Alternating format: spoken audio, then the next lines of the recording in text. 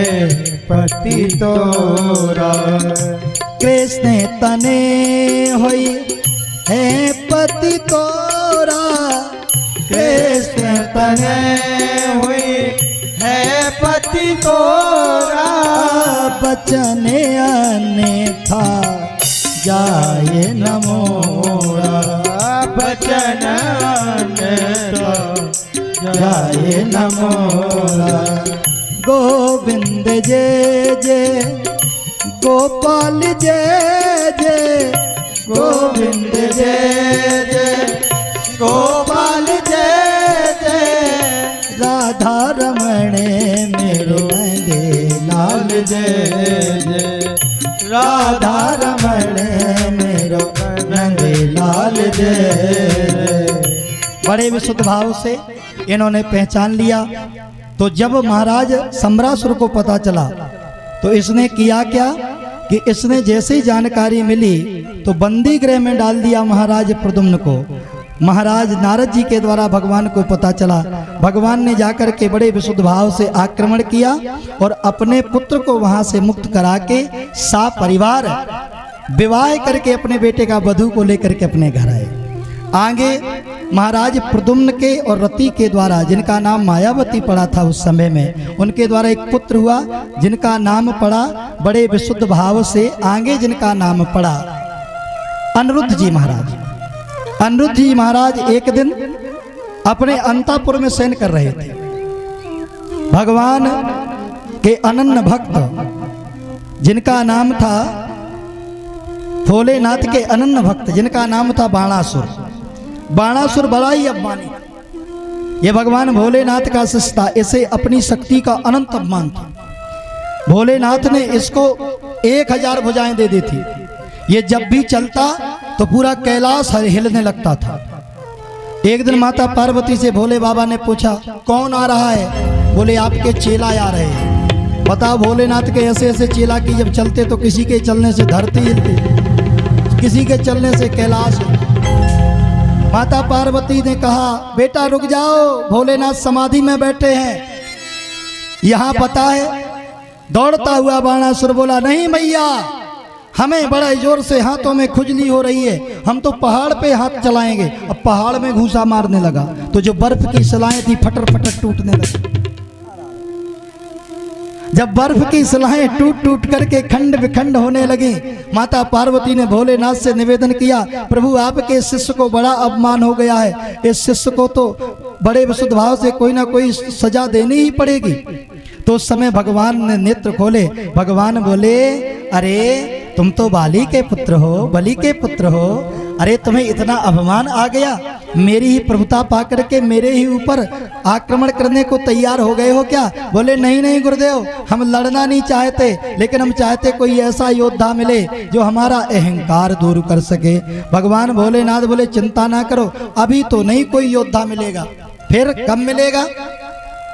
बोले तुम्हें कैसे लड़ाया जाए? कुश्ती लड़ोगे कि किसी से गदा युद्ध करोगे? बोले नहीं नहीं, अच्छे योद्धा हो। बोले हम ऐसे आदमी से लड़वाएंगे जिनके 1-2 लड़का नहीं है, जिनके पुत्रों का नाम है अनंत पुत्र हैं, 1,77,188 इतने लड़का हैं जिनके। इतने लड़का के हैं भगवान कृष्ण के?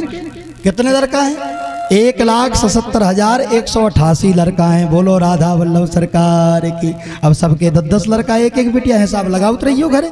तो भैया अब किया क्या जा? बोले युद्ध होना चाहिए। अब जब युद्ध होने लगा, किनका किनका? राजा बलि और भगवान का कृष्ण का। भगवान कृष्ण से युद्ध के लिए भगवान महादेव ने ही प्रेरित किया। इसका अपमान टूटना चाहिए। तो युद्ध क्यों हुआ? युद्ध का कारण बनी इसकी बेटी। इसकी बेटी का नाम था देवी उषा। एक दिन उषा ने अपने स्वप्न में भगवान के नाती को देखा जिनका नाम था महाराज अनिरुद्ध, और उनके रूप वीर को देख करके, उनकी सुंदरता को देख करके उन पर मुग्ध हो गई।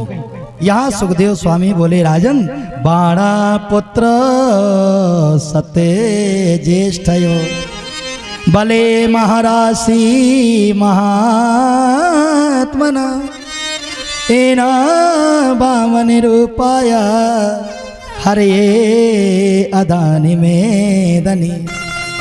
राजा बलि जो परमदानी है उनका बेटा है, लेकिन अभिमानी है। सोनितपुर का राजा बन गया है, लेकिन अभिमान दूर नहीं हुआ है। इसके घर में एक दिव्य कन्या है जिसका नाम है उषा। एक दिन उसने अपनी सखी चित्रलेखा से कहा, सपने में मुझे एक राजकुमार दिखा है, अगर उस राजकुमार को ला करके मेरा विवाह करा दो तो मैं तुम्हारी जीवन भर ऋणी रहूंगी। चित्रलेखा ने कहा, राजकुमार का चित्र कैसा है? बोले तुम्हारा नाम चित्रलेखा है, तुम बनाओ। तो चित्रलेखा ने चित्र बनाना शुरू कर दिए। गंधर्वों के, यक्षों के, सबके चित्र बनाए। फिर भूमंडल के देवताओं के चित्र बनाने लगी। इंद्र, अरुण, वरुण, यम सबके बनाए। अंत में ठाकुर जी का, कृष्ण का चित्र बनाया। फिर बाद में प्रद्युम्न का बनाया, और जैसे ही अनिरुद्ध जी का चित्र बनाया, बोले यही वो राजकुमार है जो मेरे सपनों में आ गया है। बोलो वाकई बिहारी लाल की। तो चित्रलेखा जी अब विचार करने लगे कि राजकुमार को लाएं कैसे। रात ही रात गई और सोनितपुर में जाकर के भगवान के अंतापुर से पलंग सहित उठा के ले आई अनिरुद्ध जी को। और जब पलंग सहित उठा के ले आई, बड़े विशुद्ध भाव से उषा और अनिरुद्ध साथ रहने लगे। गुप्तचरों ने सूचना दी महाराज बाणासुर को, आपके अंतापुर में कोई पुरुष है, महाराज पता करिए। तो बाणासुर यहाँ पर बड़ा क्रोधित हुआ, जाकर के भगवान के नाती पर जा धमका। भगवान के नाती को, पौत्र को बंदी बना लिया। अनिरुद्ध जी को बंदी बना के दंड देने लगा। नारद जी ने जाकर के सूचना दी तो युद्ध की तैयारी हो गई। युद्ध करने के लिए एक तरफ से भगवान श्याम सुंदर खड़े हैं और दूसरी तरफ से भोलेनाथ अपनी चेला की रक्षा के लिए। यह युद्ध 1-2 दिन नहीं, लगातार 100 दिन तक चलता रहा। कोई किसी से कम नहीं। चेला बीच में ताली बजा रहा है, वाह गुरुजी बहुत अच्छा निशाना लगाते। कई चेला ऐसे होते कि झगड़ा ही करा दें गुरु का। बोलो राधे राधे, और जोर से बोलना पड़ेगा। चेला बहुत सोच समझ के बनाना चाहिए। बोलो राधे राधे, और जोर से। एक गुरु के 2 चेला, दोनों बड़े आलसी।